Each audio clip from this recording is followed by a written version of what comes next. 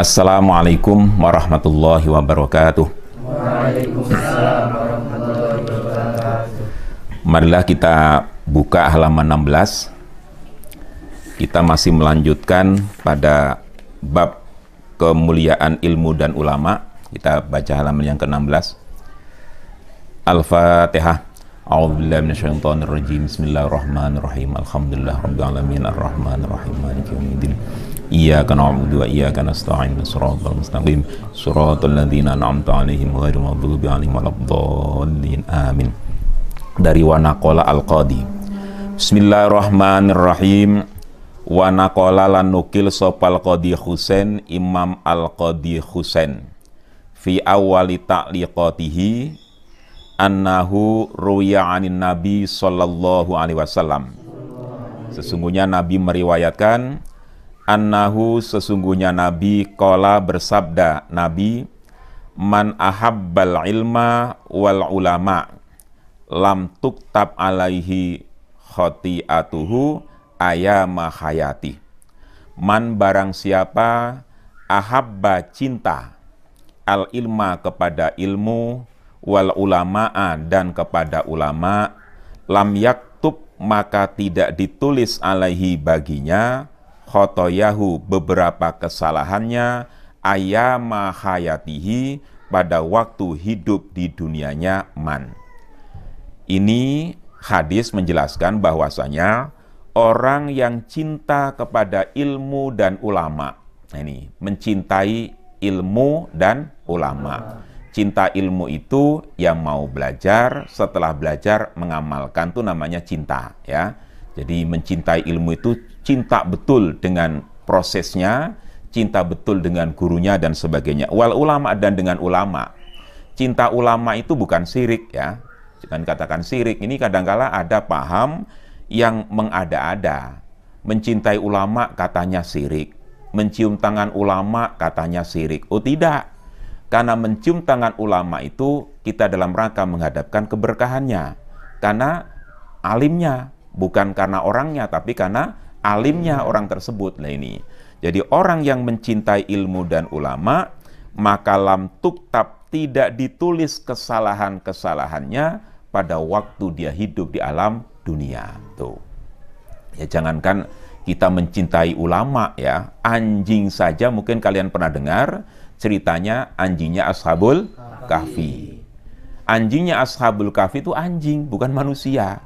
Ya, mengawal pemuda, ya, yang menjauhi raja yang zalim, kemudian karena tekanan-tekanan rajanya, ya, akhirnya dia menghindar dari raja masuk ke gua, kemudian diikutin oleh anjing. Dia masuk ke gua, anjingnya nungguin di depannya kan gitu, ya. Kemudian sekian tahun ditidurkan oleh Allah. Kemudian setelah itu pada akhir ceritanya si pemuda itu masuk surga, termasuk anjingnya tuh. Anjingnya aja masuk surga, lu apalagi santri yang cinta dengan ulama gitu, ya. Santri yang cinta dengan ulama. Makanya di Nahdlatul Ulama ada namanya Ansor. Ansor itu penolong, ya. Ansor itu yang nolong ulama, yang bantu ulama dalam perjuangannya dan sebagainya, gitu ya. Ingat, siapa yang cinta dengan ilmu dan ulama, maka tidak ditulis kesalahan-kesalahannya selama dia hidup ini. Maka jangan sampai terbetik dalam hati kita untuk membenci seorang ulama. Kalau ulamanya ulama yang baik, kalau ulamanya ulama sok, ya enggak. Ulama baik itu ulama yang amil, ulama yang mengamalkan ilmunya dengan ketawaduannya, ya, dan lain sebagainya. Kita lanjut.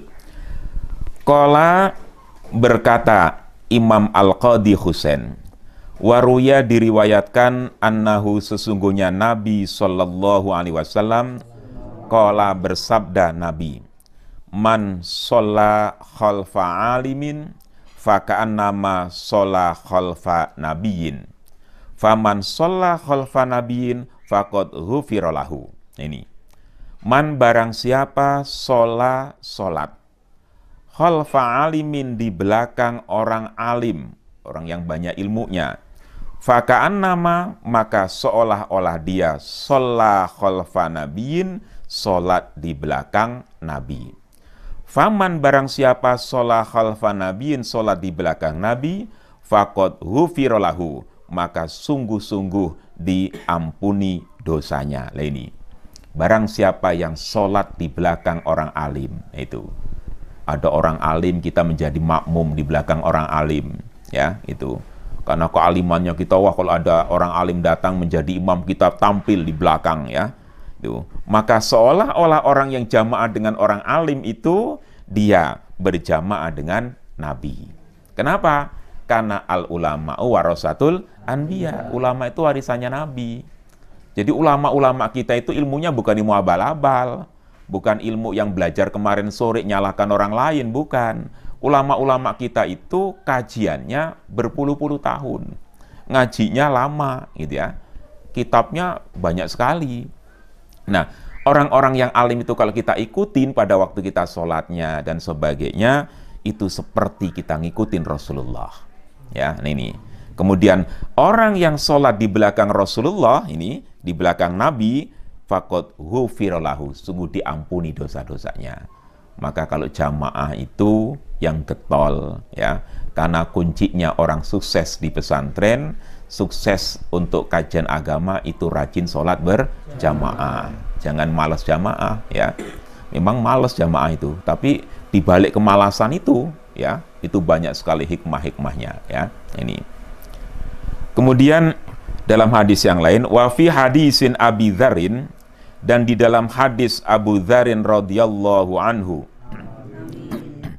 anna hudura majlisi dzikrin afdalu min sholati alfi raqatin wa suhudi alfi janazatin wa iyadati alfi maridin. Nah ini, anna hudura majlisi dzikrin, sesungguhnya, ya, mendatangi majlis ilmu, sesungguhnya mendatangi majlis ilmu, ya, itu lebih utama dibandingkan sholat 1000 rakaat. Datang aja lu ini, ya. Wasuhudi alfi janazatin, dan menyaksikan 1000 orang yang meninggal dunia. Wa iyadati alfi maridin, dan menjenguk 1000 orang yang sakit. Nah ini kemuliaan, Masya Allah, ya. Orang yang berilmu ini, ya, datang saja ke majelis ilmu. Kamu datang ngaji, ya, datang aja ini, ya. Belum lagi kamu nyoret, tangannya udah dapat pahala. Belum lagi ngeliatin tulisannya, dapat pahala lagi. Belum lagi duduknya pegel, dapat pahala lagi, kan, gitu kan. Menghindari macam-macam di luar karena ngaji, pahala lagi. Datang ke majelis yang seperti ini itu lebih utama dibandingkan sholat 1000 rakaat. Pernah kamu sholat 1000 rakaat? Ya, ya. Jangankan 1000 rakaat, tarawih 2-3 aja dicolongin kamu, ya. Kadang-kadang dikurang-kurang, gitu ya. Ini 1000 rakaat. Kalau kamu ingin sholat 1000 rakaat, ya ngaji. Datang ngaji itu lebih utama dibandingkan sholat 1000 rakaat.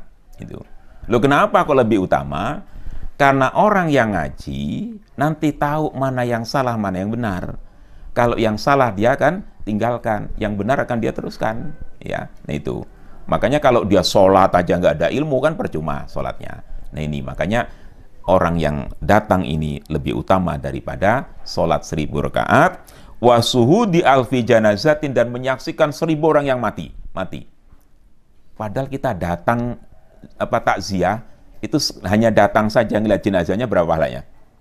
Seperti apa pahalanya? Seperti 1 gunung Uhud. Nyolatin tambah lagi 1 gunung Uhud. Kemudian nganter ke makam 1 gunung Uhud, 3. Itu kalau 3-3-nya. Ya, udah kalikan 1000, berapa? Udah 3000 gunung Uhud kamu dapat. Ya, nah ini kan, itu hanya datang begini nih, ya, ini. Wa iyadati alfi maridin, dan menjenguk orang yang sakit. Itu pahalanya kan banyak, menghibur orang yang sakit dan sebagainya, ya. Nah ini kajian-kajian yang seperti ini sebenarnya apa? Untuk menggairahkan kita dalam rangka tholabul ilmi, ya. Karena dengan ilmu kita bisa bisa meraih segala-galanya, ya. Wa naqala Asar Masahi Al-Maliki, dan menukil Imam Asar Masahi Al-Maliki fi awali kitabi, di awal kitab beliau, Nadhmud Duror, yaitu kitab Nadhom Ad-Duror. Anin Nabi, dari Nabi sallallahu alaihi wasallam, qala, bersabda Nabi, man barang siapa adzoma, dikasih tasid, adzoma, mengagungkan, al-alima, kepada orang alim, fa innama yu'adzima, maka sesungguhnya dia, ya, mengagungkan Allah Ta'ala, kepada Allah Ta'ala. Jadi barang siapa yang mengagungkan alim, memuliakan orang yang punya ilmu, ya, mengagungkan, memuliakan orang yang punya ilmu, fa innama yu'azzimullah Ta'ala, hakikatnya dia memuliakan Allah, hakikatnya dia mengagungkan Allah. Loh, kenapa? Karena pada pertemuan yang kemarin kita sudah jelas ada ayat yarfa'illahu ladzina amanu minkum walladzina utul ilma darajat. Kan diangkat derajatnya oleh Allah orang yang punya ilmu kan? Nah ini, makanya ini, ya. Jadi orang yang mengagungkan orang alim, ya, itu berarti dia mengagungkan Allah. Maka kalau ada orang alim, salaman itu udah berkahnya lu, ya. Tuh jangan ngikut-ngikut orang yang nggak seneng dengan itu, ya. Ini kadang-kadang nanti jangan-jangan malah salaman orang tua nanti jadi syirik, ya. Loh, padahal salaman itu kan rasa penghormatan kita kan, menghormatin orang tua dan sebagainya, ya. Waman, dan barang siapa tahawana, meremehkan, bil alimi, dengan orang alim, fa innama dzalika, maka sesungguhnya meremehkan, istifafun billah, yaitu meremehkan Allah Ta'ala wa rasulihi, dan utusannya Allah. Lah itu. Barang siapa yang meremehkan orang alim, ya, barang siapa meremehkan orang alim, maka hakikatnya dia meremehkan Allah dan Rasulnya. Karena orang alim dan amil, ya, alim, amil, alim itu punya ilmu, amil melaksanakan ilmunya. Berarti itu kan dari Allah itu, ya, dia dari Allah. Kalau kita meremehkan mereka, meremehkan beliau-beliau, sama saja kita meremehkan ilmu Allah. Loh, kalau kita meremehkan Allah, apa akibatnya? Wong Allah yang segala-galanya, Allah yang menciptakan kita, Allah memberikan rezeki kita, dan semua kehidupan kita kan dari Allah. Masa kita remehkan, ya? Ini. Waqala Ali, waqala, dan berkata Ali karamallahu wajha, Imam Ali karamallahu wajhahu, kafa, cukup, bil ilmi, dengan ilmu, syarafan, mulia, ayat da'yahu, untuk mengaku-ngaku ing ilmu, man lam yuhsinuhu, yaitu orang yang membagusi pada ilmu. Artinya kata Imam Ali, ya, cukuplah dengan ilmu, orang itu akan mulia. Dengan ilmu kita akan mulia. Maka kalau dengan bicara ini kita harus ingat ceritanya Nabi Sulaiman alaihi salam, ya. Nabi Sulaiman alaihi salam itu ditanya oleh Allah, kamu mau minta ilmu apa minta harta? Apa jawaban Nabi Sulaiman? Minta ilmu. Ternyata begitu minta ilmu, ya, dapat ilmu, raja ambil, ya. Karena dengan ilmu dia menguasai harta, gitu. Coba kalau dia minta harta, ilmu belum tentu. Nah ini, ya. Makanya di sini dengan ilmu kita bisa mulia. Maka kejar ilmu yang setinggi-tingginya, ya. Tapi ingat, memang mencari ilmu itu harus wastibarin, harus sabar. Apalagi kondisi sekarang ini, kalau kita tidak wastibarin, nggak selesai mondoknya itu, ya. Pasti berhenti di tengah jalan. Gimana enggak, ya? Karena kehidupan seperti kalian ini yang masih umur-umur 16 sampai 17, masa-masa masih senengnya mengumbar nafsu kan, ya. Dan di luar sana dengan bebasnya kendaraan motor, kemudian HP, pergaulan, loh, sementara suruh ngaji tiap waktu, kan? Ini ketemu kawan lagi, ngapain pesantren, ngapain ngaji agama, kuno, udah ketinggalan zaman itu, udah nggak zamannya begitu kan? Itu kalau nggak wastibarin, nggak selesai kamu nih, ya. Maka diantaranya wastibarin, sabar, ya, dari berbagai macam ujian, cobaan dan sebagainya, ya, kan itu. Tapi ingat, orang yang berhasil ilmu, dia akan mulia di hadapan Allah Subhanahu wa Ta'ala, ya. Ini wakafa bil jahli zaman, dan cukuplah bodoh itu apa? Orang bodoh zaman dicaci, ya, tercela. Orang yang bodoh itu tercela, ya. Makanya dalam satu hadis kan ada yang pertemuan yang kemarin juga, ya, jadikanlah ilmumu seperti garam, tata kramamu jadikanlah seperti apa? seperti tepung kan ya. Jadi jadikan ilmu itu seperti garam. Apa maksudnya? Ilmu itu artinya menjadi kebutuhan pokok. Kalau kamu punya ilmu, orang nyari. Kira-kira gitu. Karena masakan apapun enaknya, apapun masakan yang wah resepnya lengkap tanpa garam, ya mestinya nggak akan enak. Daging apapun ya yang paling super dimasak tanpa garam, ya nggak akan enak itu. Maka ilmu itu jadikan seperti garam yang dibutuhkan oleh setiap manusia. Dan tata kramamu jadikanlah seperti tepung. Nah itu jadi diadon. Kalau tepung diadu dengan dimasak dikasih gula, jadi cireng, jadi apa lagi? Cimol, macam-macam kan? Itu kan hanya itu aja, jadi enak kan? Coba kalau tepungnya dimasak sendiri dimakan, enak nggak? Nggak enak. Garamnya dimakan sendiri, nggak enak. Jadi dua-duanya, ya. Makanya orang berilmu harus berakhlak, ya. Jadi kalau orang bodoh itu ya tercela, ya tercela. Ya. Ini diantaranya kemuliaan ilmu. Halaman berikutnya, Waqala berkata Ibnu Zubair, Anna Aba Bakrin sesungguhnya Abu Bakar kataba menulis surat ilayya kepadaku wa ana dan saya bil Iraqi di tanah Irak. Nulisnya ya bunayya wahai anakku alaika bil ilmi. Tetaplah kamu menjadi orang yang berilmu. Fa innaka maka sesungguhnya engkau ida iftakorta ya. Pada saat kalian miskin, fakir, kana maka ada apa ilmu itu malan menjadi harta. Wa idza staghnaita dan pada waktu kalian menjadi orang kaya, kana jamalan maka ilmu akan menjadi perhiasan. Nah ini ya. Jadi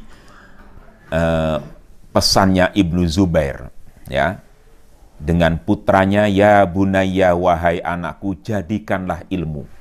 Wajib kamu punya ilmu. Ya, fa innaka idza taqorta karena sesungguhnya ilmu pada waktu kamu fakir ya, ilmu akan menjadi harta. Ya. Jadi kalau kita miskin ilmu, kita punya ilmu nggak jadi. Ya ilmu itu harta itulah, ya. Tuh, ya. Dan kalau kita jadi orang kaya, udah punya ilmu kok kaya, maka jamalan menjadi perhiasan. Nah ini. Maka saya ngutip guru saya pada waktu saya mondok dulu ngomong, nggak mungkin orang yang bisa baca kitab takrib itu hidupnya sengsara, nggak mungkin katanya gitu. Kenapa? Karena berkah dari ngaji kitab itu, insya Allah akan ada. Waqala berkata Abu Muslim Al-Hawlani radhiyallahu anhu, al ulama'u fil ardi mislun nujumi fis sama. Al ulama'u adapun beberapa ulama fil ardi di muka bumi. Mislun nujumi seperti bintang fis sama'i di atas langit. Idza badat pada waktu nampak open nujum linasi bagi manusia ihtadau maka manusia akan mendapatkan petunjuk biha dengan an-nujum dengan bintang. Wa idza khafat dan pada waktu hilang an-nujum anhum dari manusia tahayyaru maka bingung manusia. Nah ini. Jadi berkata Abu Muslim Al-Hawlani radhiyallahu anhu, beliau mengatakan ulama yang ada di muka bumi ini mislun nujum fis sama seperti bintang yang ada di langit. Itu. Jadi nggak banyak ya. Jadi ulama dengan orang awam banyak mana? Banyak ulama kan itu, banyak ulama. Jadi ulama di muka bumi ini seperti bintang yang ada di langit sana, ya. Apa maksudnya? Idza badat linas ihtadau. Pada saat bintang itu keluar, ya, bintang itu bercahaya, maka manusia akan mendapatkan petunjuk dari bintang tersebut. Nah ini, kalau kalian nanti menjadi ulama, hidup di satu kampung, maka manusia satu kampung, masyarakat sekampung perlu kamu semua. Perlu penerangan kamu semua ini, ya. Maka yang menjadi ulama itu harus menjadi penerang. Nah, maka bagaimana supaya menjadi penerang yang bisa diakui oleh masyarakat? Maka dakwahlah dengan dakwah yang menyejukkan. Dakwah yang menyejukkan, bukan dakwah yang menakutkan. Jadi kalian nanti kalau pulang dari pesantren, berdakwahlah dengan yang menyejukkan, ya. Jangan sampai nakut-nakutin orang. ya. Tahu-tahu kamu salah, saya yang benar, kamu salah, ya nggak boleh. Menyejukkan, rangkul. Orang-orang yang belum bisa kamu datangin, kamu ajak dengan cara pelan-pelan, gitu ya. Ini karena menjadi petunjuk itu, ya. Ini. Wa idza khafat ahum tahayyaru, dan pada saat bintang itu hilang, di langit itu nggak ada bintang, maka orang menjadi bingung. Coba kalau kita keluar malam. Kalau orang gelap gulita itu ya, lagi ada apa namanya, udah mendung sebagainya ya, nggak ada bintang, coba kita jalan aja kan tumbur-tumbur kan, itu. Kalau ada bintang enak, kita ada petunjuk ini. Makanya kalau satu masyarakat nggak ada ulamanya, gelaplah masyarakat itu, ya, nggak ada yang bisa menerangi, ya. Dan ulama di akhir zaman ini sedikit sekarang, ya. Kalau kita nggak berusaha, tapi jangan sampai kita belajar hanya mikir pingin jadi kiai, jadi ulama, nggak usah, ya. Pokoknya kita belajar gitu aja. Kalau udah bisa, ya nanti ya apa namanya bisa memberikan penerangan kepada masyarakat. Ya, nah ini kita lanjutkan di halaman 19. Waqala Ka'b bin al-Ahbari radhiyallahu anhu. Berkata Imam Ka'ab al-Ahbari radhiyallahu anhu, "Lau anna sawaba majlisil ulama'i."